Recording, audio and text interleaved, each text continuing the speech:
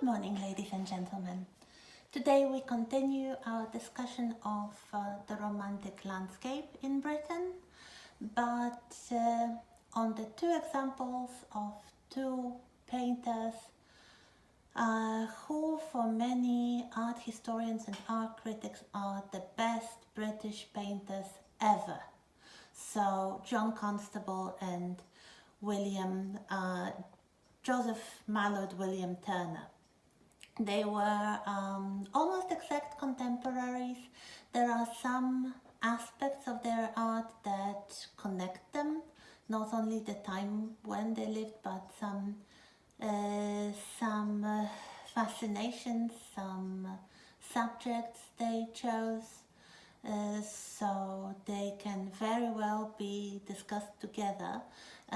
They are both among the most favorite British painters, and in all kinds of opinion polls with the question, who is your favorite British painter and what is your favorite British painting, they usually either win or they are very, very high. And I will tell you which paintings exactly are so high on those lists. I called this part Patriotic Britain because this is still, you might say, the legacy of the Romantic landscape, and sometimes you find classical elements of the Romantic landscape, as we discussed last week. So the 18th century rules of the Romantic landscape with the craggy mountains, with the dramatic weather and light conditions, with the ruins in the background and everything that is sublime and picturesque. And sometimes you have such elements in the works of Constable and especially of Turner, but for many people in the first half of the 19th century, and this is when they are most active, they epitomize of what is Britishness, of what is Englishness. The works of Constable really create the popular image of the good old times, the merry old England. Constable is the painter that we are going to concentrate on first, because he died first. His life is completed between the War of American Revolution and the accession of Queen Victoria. So he was born in 1776 and he died in 1837. So he is by all means a pre-Victorian artist. He started his career at the turn of the century and he continued it in the beginning, in the first decades of the 19th century. And he was from the family background of what you might call the rich middle class. His father was an owner of some mills in Suffolk. He was born in Suffolk, and at least half of his career is basically John Constable painting the views he knew ever since his childhood. So different views from Suffolk, the hills and the rivers and the locks for the canals, the barges, the mills, even the very houses that he either knew from childhood or even the houses that belonged to his family. So his father was a mill owner. He probably hoped that Constable would continue in the family business. Rather unexpectedly, he decided to become an artist. This was something his family did not fully approve, but what could they do? He decided to do what all aspiring artistically gifted young people who want to be painters would do. That is, to go to London and study at the Royal Academy of Arts. If you remember, the Academy was established in the middle of the 18th century by a great earlier English painter, Sir Joshua Reynolds. He was still alive when Constable and Turner studied at the Academy, and even more so, his legacy lived on. And the legacy was, first of all, that painting is an intellectual pursuit. It's not only about the skill, it's not only about truth. It is about the creative reinterpretation of the subjects, and the hierarchy of paintings was not really as it is today, mostly based on the technical skill of the artist, but on the choice and treatment of the subjects. You may remember we talked about it a little bit earlier on. So the most prestigious subjects, and also the subjects which would call for the largest scale of the paintings, would be the subjects from classical mythology and the Bible, so the Old and New Testament. Then not far behind would be the subjects from history and literature. Then the portraits, which of course ever since the time of Reynolds and Gainsborough would be increasingly seen as attempts to capture the psychology of the sitter, and then the so-called genre paintings or narrative paintings, that is smaller scale paintings showing scenes from contemporary life, something that will be very popular in the Victorian period, as you will see later on, usually with some moral to the story. And only at the very end there would be paintings which would not have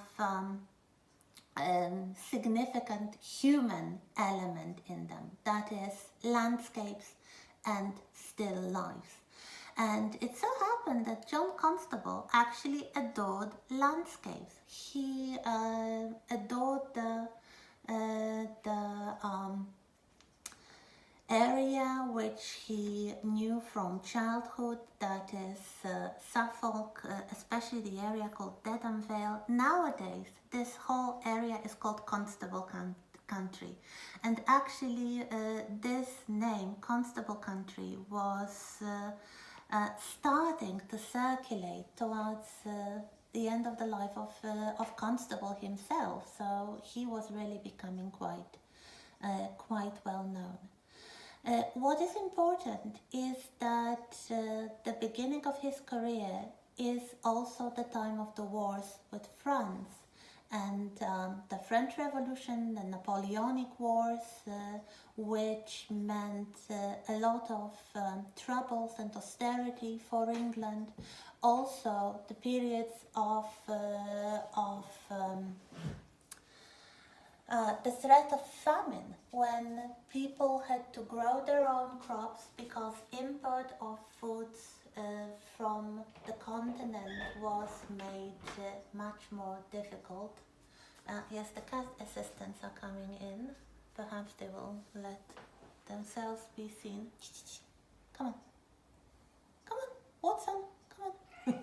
Yes, that's Watson. And you may see his fixation on the English landscape, you're filthy, Watson, as a means of expressing his patriotism. So we know that almost certainly Constable never left England. He was a local man, he was a patriot. He traveled somewhat within Britain.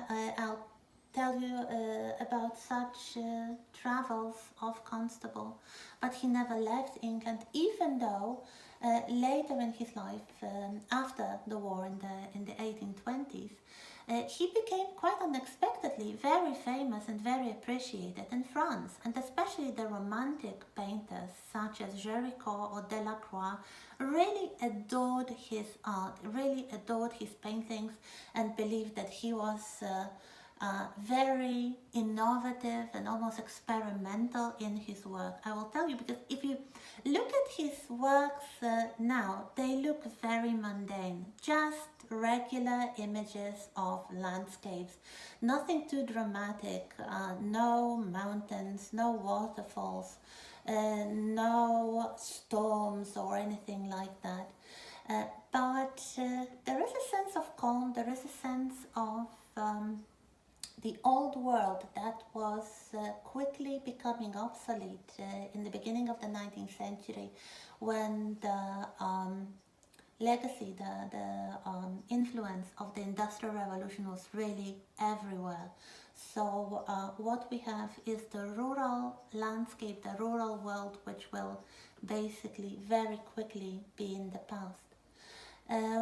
What else about John Constable? Before we look at his works, a little bit about his private life. There is a touching romantic story to his life. When he was still living in his family home in Suffolk, he met a young woman. Her name was Maria. She was almost a neighbor, so she was a young woman from the vicinity. Constable's family was fairly well off. They could be called gentlemen on the local scale. They were not noblemen, of course, but they were relatively well off, upper middle class perhaps, or middle class, comfortably off, let's say. But the family of Maria Bicknell was richer, and they didn't like the idea of her marrying the struggling artist. So there is quite a subplot of John and Maria trying to persuade the families, especially Maria's family.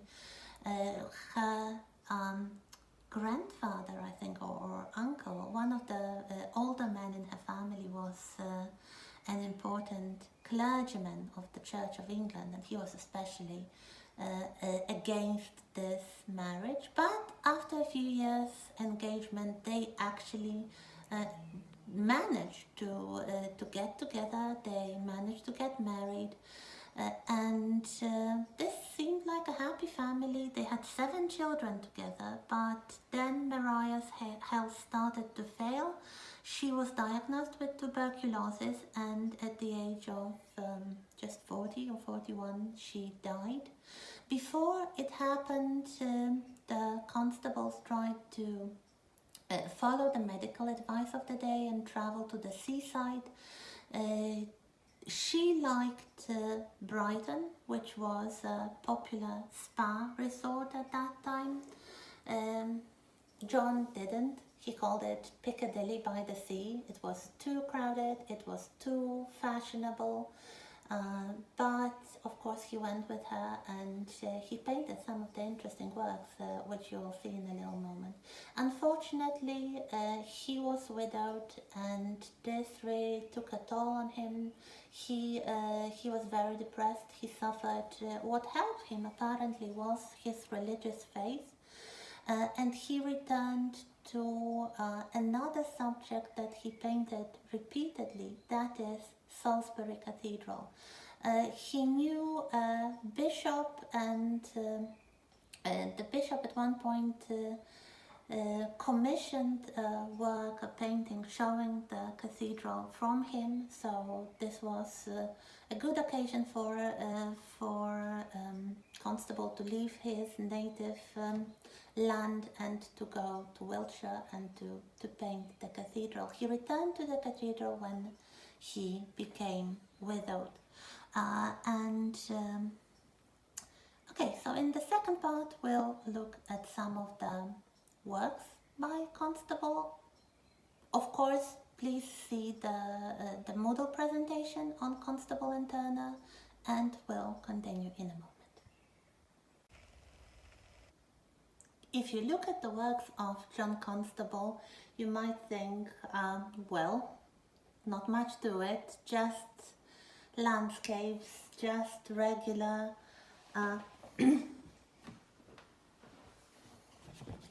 regular places in rural England, why would he ever be considered a revolutionary? And you might say, well, this is just ordinary, this is just sweet, calm, rural paintings. However, for the contemporaries of John Constable, it wasn't that obvious, and there are some things in his art that were quite innovative. It's not really the choice of the subject, although he definitely popularized the areas of Dedham Valley and Stour Valley in Suffolk, so the areas where he grew up. If you watch the documentary, A Picture of Britain, you will encounter a little passage in one of the episodes in Suffolk where a group of people actually keep the place which inspired Constable in the exact same way it was presented in the painting. So if you go there now and you know the painting, you will recognize the exact location.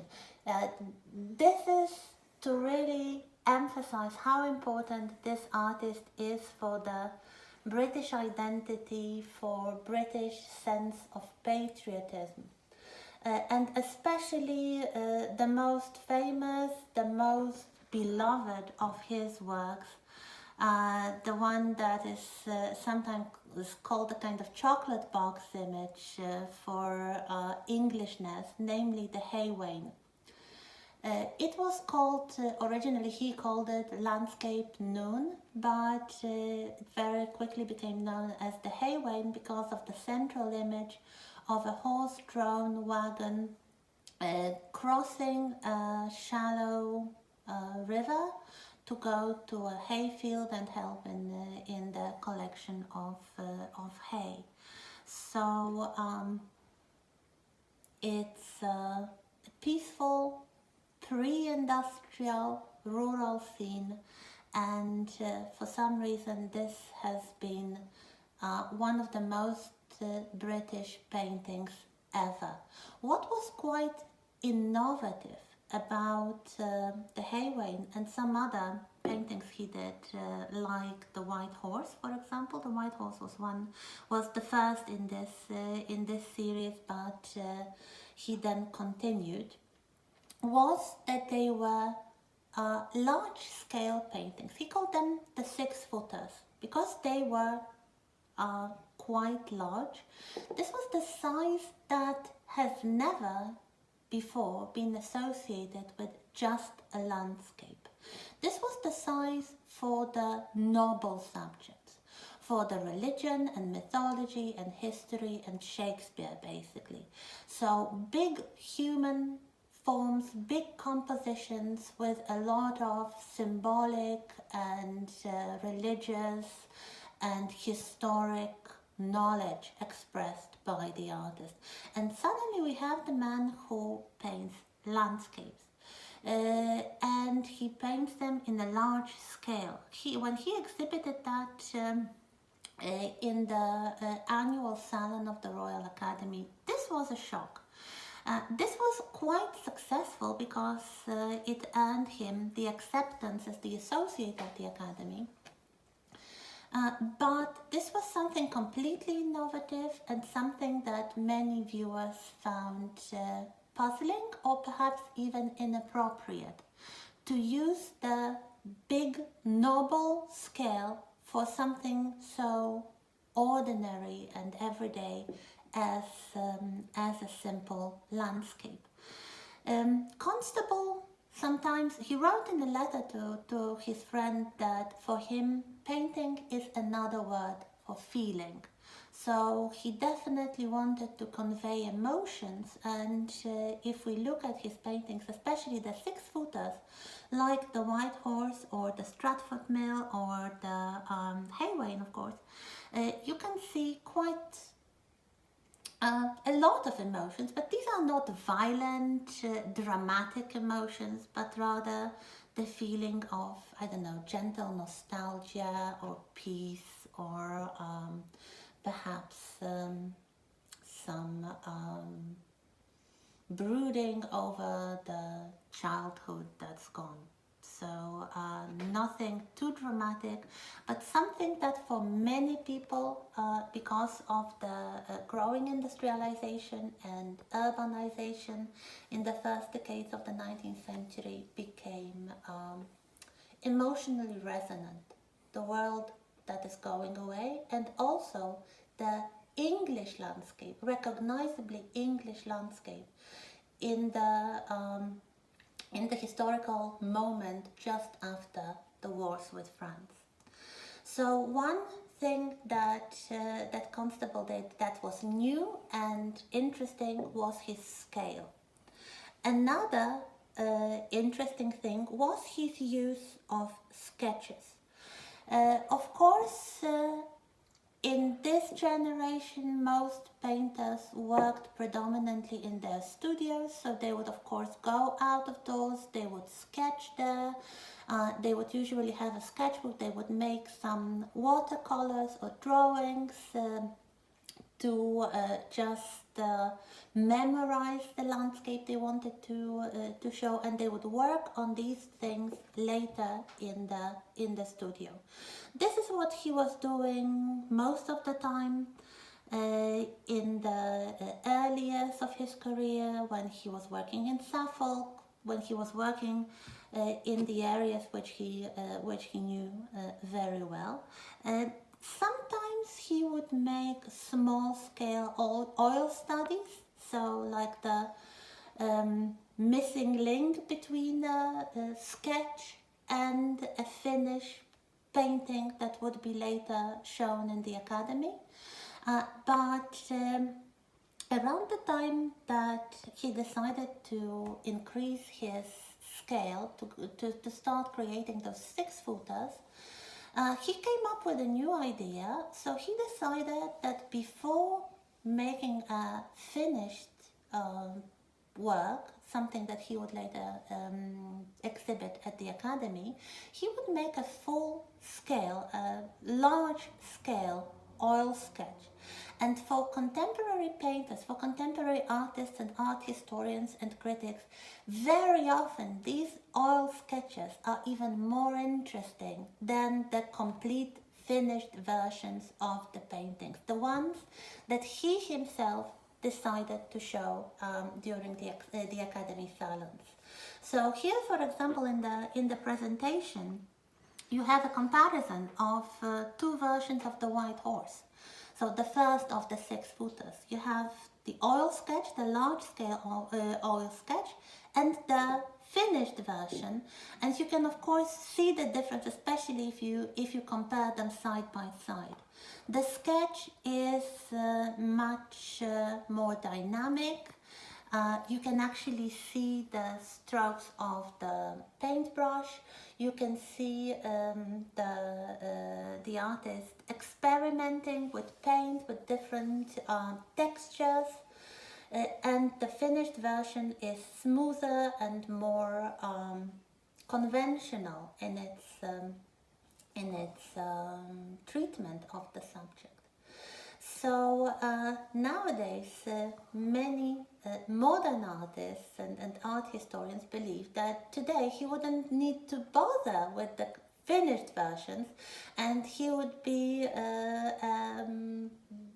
well received and appreciated artist just by exhibiting those oil sketches, because they are so good already. And if you look at it, they are sometimes seen as pre-impressionistic. A long time, 50 years before the Impressionists ever took paint to canvas. So he is capturing the moment, he's capturing the light, he's capturing the feeling. So definitely, if you look at the oil sketches of Constable, you can see his work from a different perspective. And a third innovation, a third thing that he is really admired for today, although he did not exhibit these works during his lifetime, are his cloud studies.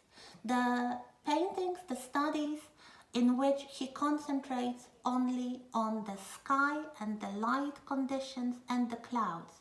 He was very interested in the chemistry and physics of meteorology, in the way that clouds were formed, in the way that clouds look, different types of clouds. He even attended scientific lectures by physicists describing and explaining how the clouds formed.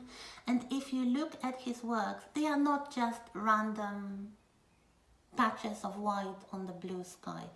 They are very meticulously rendered, specific types of clouds, and they always form a very interesting backdrop to the paintings. So you can find them especially on those oil studies, but sometimes he didn't bother with the landscape. He would do a skyscape. He would just do an entire painting. Of course, for him it was a study painting, in which there would be just sky and clouds and nothing else. So no, not even the landscape. And if you look at these works, they are surprisingly modern and surprisingly beautiful and surprisingly accurate in the way that the clouds and the light is conveyed. So now let's look at some examples of some of his famous paintings. I found some examples. Of course, if you Google John Constable, you'll find a couple hundred probably works and studies that he made. So, for example, again, a set of the oil sketch and the finished work, showing Hadley Castle, castle on the coast of England, where Constable travelled after the death of his wife Maria. And especially if you look at the oil study, you can observe very dramatic skies, you can observe the craggy rocks on which the ruined castle stands, and the ruined building itself. So it looks like a typical romantic landscape with a ruined castle and the mountains and dramatic skies. There is a small human figure in the foreground of a shepherd with his dog and his sheep, probably for scale, but also it has been identified or understood as again, a meditation on the loneliness and despair of the widowed artist. Before Maria died, when they travelled to Brighton, you can find a few works that he painted there, even though he didn't like the town. So he decided not to paint the fashionable areas like the seaside promenade or the pier, where all the holiday makers would go and take walks. He would go to what was known as the chain pier, that is the area where the working people would gather, the fisher folk. And if you look at his view of Brighton from the 20s, from the mid-20s, you can see that in the foreground you have folk, well, ordinary fishermen working, trying to take the boats out of the water before the coming storm, and the fashionable promenade is only at the very, very far distance, barely visible and quite unimportant. So for Constable, it's not only the landscape, it's not only nature, it is sometimes the people as well, and the emotional states, and something that will be very important for Turner as well, the contrast between the traditional and the modern. We'll return to this in a moment. Just before we do that, two views of Salisbury Cathedral, the first one and the last one that he did. The first one is quite beautiful. They're all quite beautiful. You can actually see the dean, the clergyman who commissioned the work here as a small figure on the left side of the painting, and the trees in the foreground create a kind of arch, like a Gothic arch, which is repeated by the Gothic structure of the cathedral. The sky is quite interesting with some darkening clouds. It has been understood in a symbolic way that perhaps the state of the Church of England after the Napoleonic Wars is not the best. And there might be a grain of truth in it, especially if you compare it with the later view of Salisbury Cathedral, seen from the meadows. The cathedral is in a further distance. There is some water and trees in the foreground, and receding storm with a rainbow. And it has been observed by many art historians that this is not accurate. This couldn't have been the light conditions that Constable encountered, because with the sunlight coming from the direction that he painted in this work, there wouldn't be a rainbow in this place. So he knew that. He was so interested in all the light effects and cloud effects that he must have added the rainbow in this location, so kind of arching over the cathedral itself for symbolic purpose, perhaps to show the solace which he himself found in religious faith, and the hope of redemption, the hope of salvation, symbolized also by the receding storm. Of course, in the Old Testament, the rainbow is the sign of the covenant between God and the people.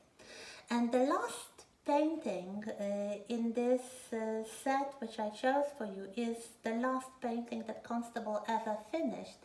And it is a view of Arundel Mill and Castle. It's quite dark. It's an autumn scene with a castle in the distance, and in the foreground you have a new modern commercial building, the mill, which means like a factory. So he was very much aware of the Industrial Revolution, of the social and economic changes happening in Britain, and his last work definitely shows that. So here we have the first contendant for the favorite British painting ever, the Hay Wain, and let's now see the second contendant, that is Joseph Mallord William Turner and his art.